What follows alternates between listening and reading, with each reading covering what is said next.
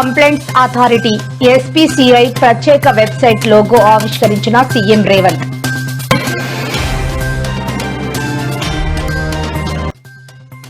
కడప కర్నూలుకు good news, ప్రధాని సమక్షంలో చంద్రబాబు కీలక వ్యాఖ్యలు.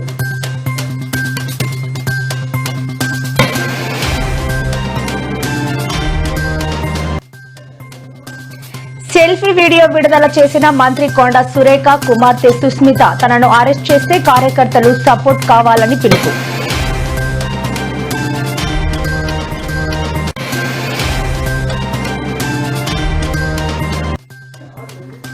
మహబూబ్ నగర్ జిల్లా స్కూలులో కలకలం, మధ్యాహ్న భోజనంలో కప్ప, పాఠశాలకు చేరుకుని టీచర్లపై మండిపడ్డ విద్యార్థుల తల్లిదండ్రులు.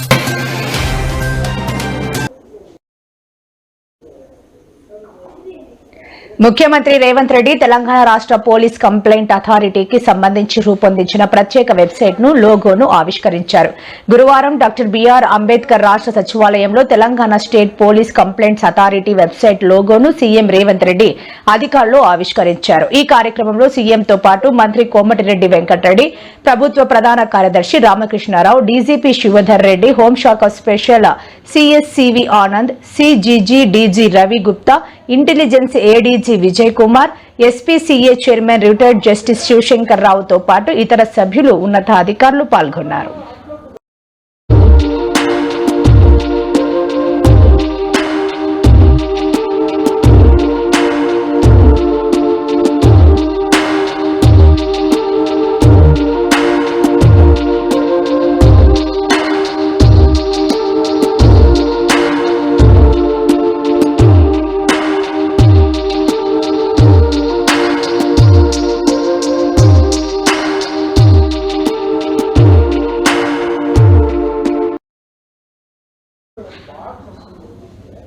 కర్నూలు, కడప ప్రజలకు సీఎం చంద్రబాబు గుడ్ న్యూస్ తెలిపారు. ప్రధాని మోదీ సమక్షంలోనే ఆయన కీలక వ్యాఖ్యలు చేశారు. కర్నూలులో నిర్వహించిన జీఎస్టీ బహిరంగ సభలో ప్రధాని మోడీ, డిప్యూటీ సీఎం పవన్ కళ్యాణ్ తో చంద్రబాబు కలిసి పాల్గొన్నారు. ఈ సందర్భంగా ఆయన మాట్లాడుతూ కర్నూలులో త్వరలోనే హైకోర్టు బెంచ్ ఏర్పాటు చేస్తామని హామీ ఇచ్చారు. కడపలో స్టీల్ ప్లాంట్, స్పేస్ సిటీని ఏర్పాటు చేస్తామని అన్నారు. ఓర్వకల్లులో డ్రోన్ సిటీ, రాయలసీమలో గ్రీన్ ఎనర్జీ ప్రాజెక్టులు ఏర్పాటు చేస్తామని తెలిపారు. రాయలసీమకు సిమెంట్ ఫ్యాక్టరీలు వస్తున్నాయని చంద్రబాబు తెలిపారు.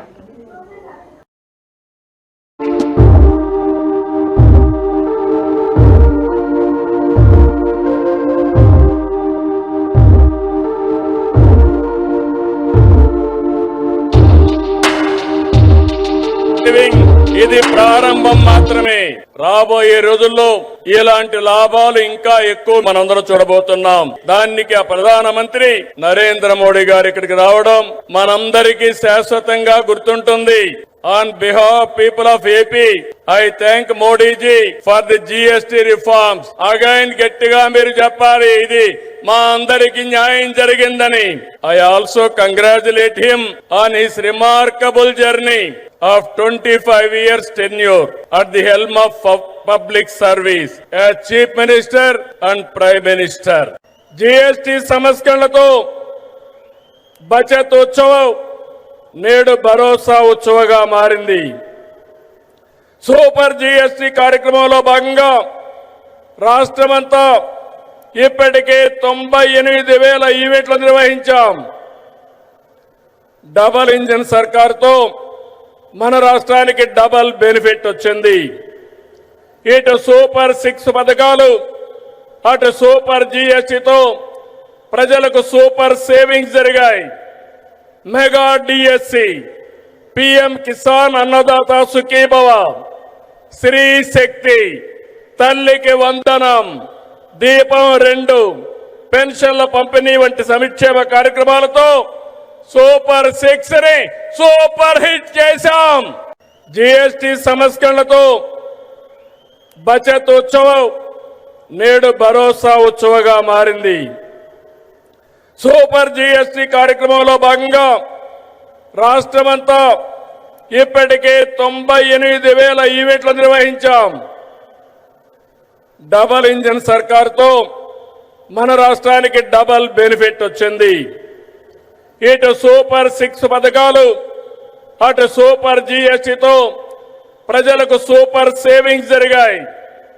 Mega DSC, PM Kisan Annadata Sukhibhava, Shri శక్తి, తల్లికి వందనం, దీపం 2, పెన్షన్ల పంపిణీ వంటి సంక్షేమ కార్యక్రమాలతో సూపర్ 6 ని సూపర్ హిట్ చేశాం. చేపలు రొయ్యలు, ఇది నిజంగా పులివెందుల్లో నేనే పొద్దు అనుకోలేదు. పులివెందుల్లో చేపలు రొయ్యలకు సంబంధించిన షాప్స్ కూడా వస్తాయి అని చెప్పి బహుశా ఎవ్వరం కూడా ఊహించిండం. Today though we are incredibly proud with the support of the government of India and the state of Andhra Pradesh. We're very pleased to announce a new gigawatt scale AI hub in Visakhapatnam. It's the largest AI hub that we are going to be investing in anywhere in the world outside of the US. It represents a capital investment over the next 5 years of $15 billion. Modi గారి యొక్క సహాయం మరవలేని సహాయం. కేంద్ర సహకారంతో అమరావతిని నిలబెట్టాం, పోలవరాన్ని గాడిన పెట్టాం, విశాఖ ఉక్కును బలోపేతం చేశాం. యంగ్ స్టేట్ ఏపీ, హైయెస్ట్ పెట్టుబడులు.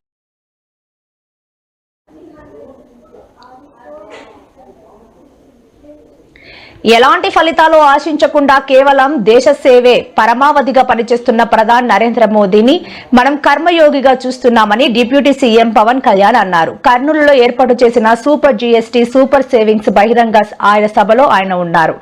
ఈ సందర్భంగా పవన్ కళ్యాణ్ మాట్లాడుతూ మోదీ దేశాన్ని మాత్రమే కాదని 2 తరాలను నడుపుతున్నారని తెలిపారు. ప్రపంచమంతా దేశం వైపు తలెత్తి చూసే విధంగా ఆత్మ నిర్భర్ భారత్ తీసుకొచ్చారని కొనియాడారు. ఒక తరం కోసం ఆలోచించే నాయకుడు చంద్రబాబు అంటూ ప్రశంసించారు. కూటమి 15 ఏళ్లకు తక్కువ కాకుండా బలంగా ఉండాలని ఆయన ఆకాంక్షించారు.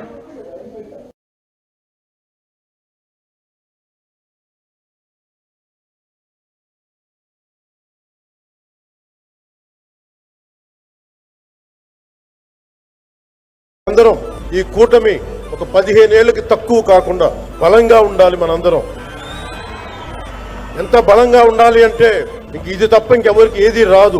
ఇబ్బందులున్నా ఏ ఉన్నా తట్టుకొని నిలబడి, ఎందుకంటే ఈ రోజున ప్రధానమంత్రి గారు మనకు వచ్చి అండగా ఉన్నారంటే ఈ పెట్టుబడుల్ని కానీ ఈ నమ్మకాన్ని కానీ ఎటు మాత్రం సడలించకుండా మేము ముందుకెళ్తామని మీ అందరికీ తెలియజేసుకుంటూ అందరం సమిష్టిగా పనిచేస్తాం. ప్రధానమంత్రి గారి నాయకత్వంలో గౌరవ ముఖ్యమంత్రి నారా చంద్రబాబు నాయుడు గారి స్ఫూర్తితోటి ఆయన నాయకత్వంతో ముందుకెళ్తాం. మేమందరం మీ ఆకాంక్షల్ని, వచ్చే తరం ఆకాంక్షల్ని ముందుకు తీసుకెళ్తాం.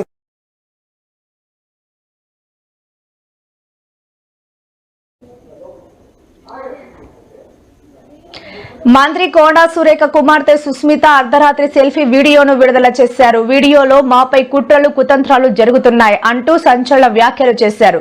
గుండు సుధారాణి ఇతర వరంగల్ నేతలు అంతా ఇందులో భాగస్వామ్యం అయ్యారని అన్నారు. తమ ఇంటిని పోలీసులు చుట్టుముట్టారని, పోలీసుల ప్రహారీలో తాను ఉన్నానని చెప్పారు. కార్యకర్తలు అధైర్యపడవద్దని, తాము ఎప్పుడు కార్యకర్తల వెంటనే ఉంటామని, పదవులు పైసలు శాశ్వతం కాదని చెప్పారు. కార్యకర్తలు అధైర్యపడకుండా తమకు ధైర్యం కల్పించాలని అన్నారు.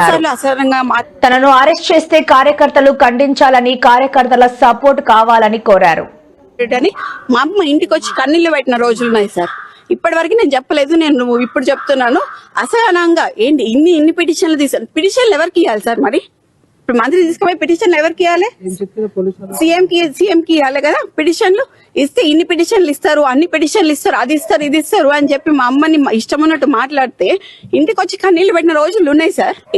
ఎక్కడున్నాం సార్? ఇప్పుడు మేము టీఆర్ఎస్ ఉన్నప్పుడు ప్రశాంతంగా ఉండే, టీఆర్ఎస్ ఉన్నప్పుడన్నా ప్రశాంతంగా ఉండే.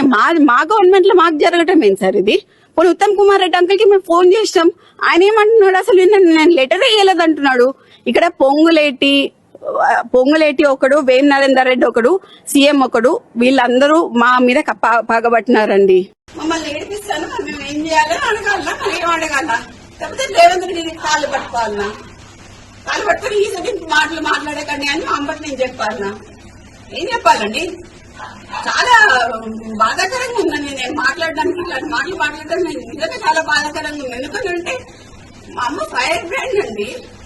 ఫైర్ బ్రాండ్ అయ్యి ఉండి ఇవాళ అతను ఎన్నిసార్లు కంటతలు పెట్టినా నాకు తెలుసు, డాక్టర్ గా నాకు తెలుసు.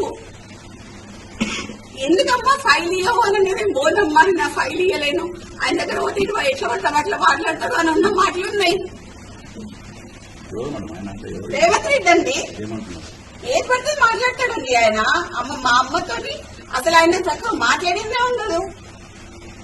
ఇష్టపడకూడదు అండి. అంటే బీసీలంటే అంత చులకని భావం ఎందుకండి?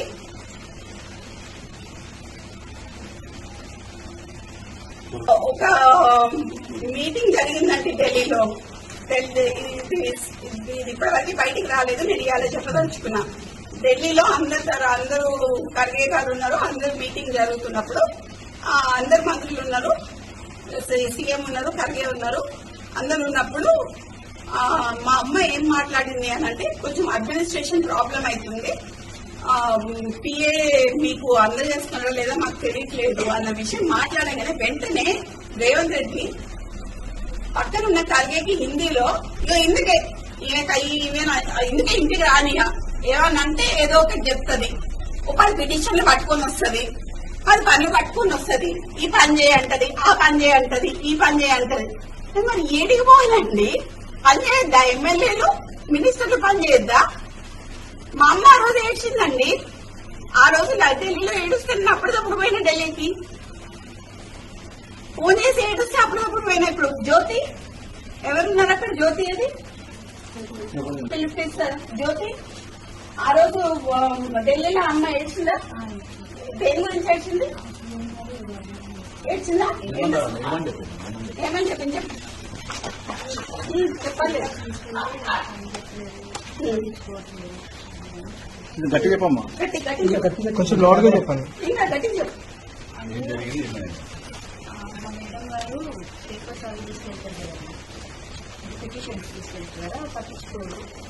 నేను అందుకనే పట్టించుకోను అని గట్టిగా ఫాస్ట్ గా మాట్లాడిందేమో. తర్వాత ఏడుసి డాలీ శర్మ గారు కూడా వచ్చారు కదా. డాలీ శర్మ గారు కూడా వచ్చి మా అమ్మని అది చేసి వెళ్ళారండి. డాలీ శర్మ వచ్చి కాసేపు కూర్చొని తన్ని జిల్లాలోని ఓ ప్రభుత్వ పాఠశాలలో షాకింగ్ ఘటన చోటు చేసుకుంది. పాఠశాలల్లోని విద్యార్థులకు పెట్టే మధ్యాహ్న భోజనంలో కప్ప కనిపించడంతో విద్యార్థులు నివ్వెరపోయారు. అప్పటికే కొంతమంది విద్యార్థులు భోజనం చేయడంతో వారి తల్లిదండ్రుల ఆందోళన నెలకొంది. విద్యార్థులు తల్లిదండ్రులు తెలిపిన వివరాల ప్రకారం ఓ విద్యార్థికి పప్పు వడ్డిస్తుండగా అందులో నుంచి చనిపోయిన కప్ప బయటపడింది. దీంతో భోజనం చేయకుండా ఇంటికి వెళ్లిన విద్యార్థులు తమ తల్లిదండ్రులకు సమాచారం అందించారు. ఏమనంటే అంజనా నాకు వచ్చి మా మీనికి వస్తుంది. ఇంకోటి అన్న వాళ్ళు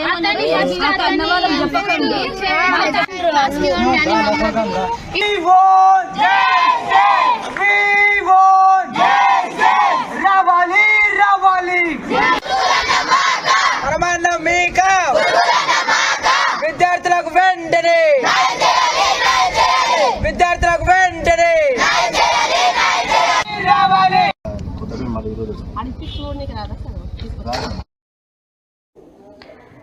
అయితే ఈ విషయం బయటకు పొక్కకుండా పాఠశాల హెడ్ మాస్టర్ ఉపాధ్యాయులు జాగ్రత్త పడ్డారని సమాచారం.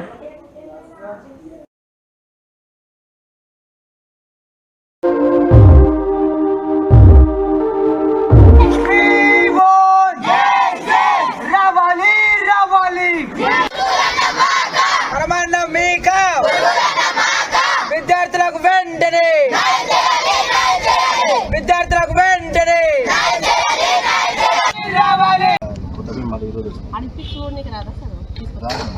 రాదు కదా, వాళ్ళు ఆల్రెడీ ప్యాక్ చేసుకుంటారు.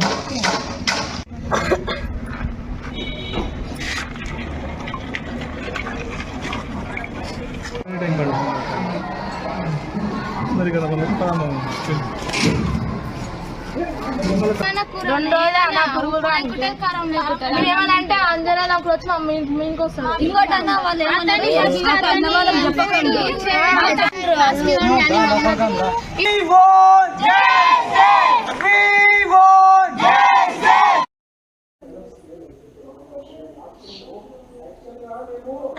బీసీ రిజర్వేషన్ల సాధనకు మద్దతుగా ఈ నెల 18న బీసీ జేఏసీ చేపట్టబోయే బీసీ బంద్ లో పాల్గొంటారని బీఆర్ఎస్ పార్టీకి చెందిన బీసీ నాయకులు తలసాని శ్రీనివాస్ యాదవ్, శ్రీనివాస్ గౌడ్ స్పష్టం చేశారు.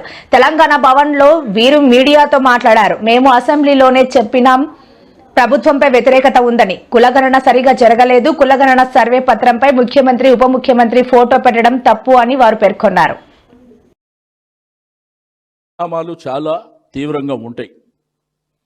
రెండోది ఎల్లుండి జరగబోయేటువంటి బంధుకాలకు నేను ఆర్టీసీ యాజమాన్యానికి మరి అదేవిధంగా ఏవైతే రాష్ట్ర వ్యాప్తంగా ఉన్నటువంటి షాప్ ఎస్టాబ్లిష్మెంట్ దుకాణదారులకు అదేవిధంగా మెట్రో అందరూ కూడా సహకరించవలసినటువంటి అవసరం ఉంది. స్కూళ్ళు, కాలేజీలు, విద్యా సంస్థలు కూడా అందరూ కూడా స్వచ్ఛందంగా బంద్కు మీరు సహకరించాలని చెప్పి మేము రిక్వెస్ట్ చేస్తున్నాం. రెండోది మండలాలలో కానీ గ్రామాలలో కానీ జిల్లా హెడ్ క్వార్టర్లో కానీ బంధు సంపూర్ణంగా రాజకీయాలకు అతీతంగా బీసీ అనుకునేటువంటి ప్రతి వాళ్ళు కూడా దాంట్లో భాగస్వామ్యం కావాలని చెప్పి మేము అందరికీ రిక్వెస్ట్ చేస్తున్నాం. రేవంత్ రెడ్డి గారికి నిండు శాసనసభలో చెప్పింది, నువ్వు ఏం చేస్తావు చేసుకో, 42% రిజర్వేషన్ చట్టం ప్రకారంగా అయితేనే నువ్వు ఎలక్షన్ పో, లేకపోతే మా దమ్మేందో చూపిస్తామని చెప్పినాం. నేను ఈ రోజు కూడా చెప్తున్నా, మనం నికాసుగా నిలబడి కొట్లాడదామంటే చెప్పండి, తెలంగాణ రాష్ట్రంలో అగ్గి పుట్టేసేస్తాం. ఎవడు శాసనసభ్యుడు, పార్లమెంట్ సభ్యుడు, మంత్రులు కూడా తిరగనీయం. అంత సమాజం ఉన్నటువంటి కులాలకు సంబంధించిన వాళ్ళం కాబట్టి మనం కొట్లాడేది జాగ్రత్తగా కొట్లాడతాం. అంతేగాని మోసం చేసి ఇవన్నీ మనకు తెలియదు. ఆర్ కృష్ణ గారికి తెలియదు, ఎప్పటి నుంచో ఉద్యమం చేస్తుడు, ఇప్పుడు కాదు, నా చిన్నప్పటి నుంచి చూస్తున్నా. ఈ రిజర్వేషన్లు మనకు తెలిసిన తర్వాత కూడా మనమే చెప్తున్నాం, పాలాభిషేకం చేద్దామని మనమే చెప్తున్నాం. ఏదో